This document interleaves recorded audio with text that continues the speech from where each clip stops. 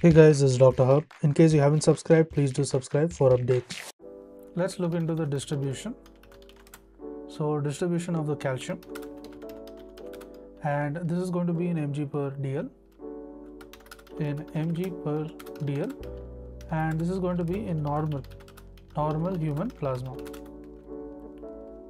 So first is the total plasma calcium.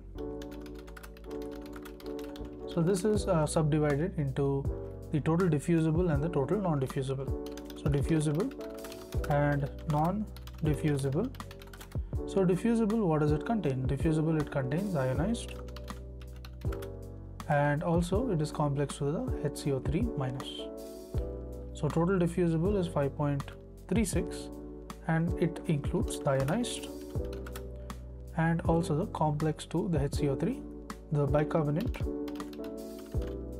citrate. So the bicarbonate citrate is amounts to 0.64, ionized is about 4.72. Next is the total plasma calcium. It has total diffusible. Next is the total non-diffusible. So total non-diffusible is protein bound, that is 4.64, and this includes the albumin and the globulin. So albumin is about 3.68 and globulin is about 0.96. To learn and grow daily like this, please do subscribe.